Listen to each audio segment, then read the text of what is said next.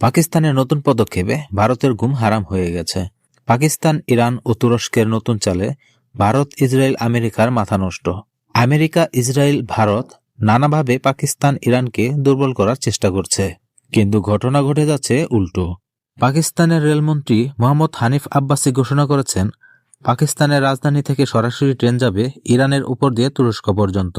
এতে পাকিস্তান খুব সহজেই তুরস্ক থেকে অল্প খরচে যে কোনো মালামাল আনা নেওয়া করতে পারবে এবং ইরানের সাথে আরও সম্পর্ক গভীর করবে। এতেই ভারত, ইসরায়েল, আমেরিকার মাথা নষ্ট হয়ে গেছে। কারণ মুসলিম বিশ্বের এই তিন দেশের সামরিক শক্তি খুবই শক্তিশালী। পাকিস্তানের রয়েছে পরমাণু অস্ত্র, ইরানের রয়েছে শক্তিশালী ক্ষেপণাস্ত্র ভান্ডার ও তুরস্কের রয়েছে শক্তিশালী সামরিক বাহিনী ও উন্নত ড্রোন প্রযুক্তি। আর এই তিন দেশের সম্পর্ক গভীর হলে ভারত, ইসরায়েল, আমেরিকার সবচেয়ে বেশি ভয়। বাংলাদেশের উচিত পাকিস্তান অথবা তুরস্কের সাথে সামরিক চুক্তি করা, যেন ভারত বাংলাদেশের উপর দাদাগিরি করতে না পারে। কথায় আছে, মানুষ শক্তের ভক্ত, নরমের জম। ভারত বাংলাদেশের সাথে দাদাগিরি দেখালেও পাকিস্তান ও চীনের সাথে কখনোই তা পারে না।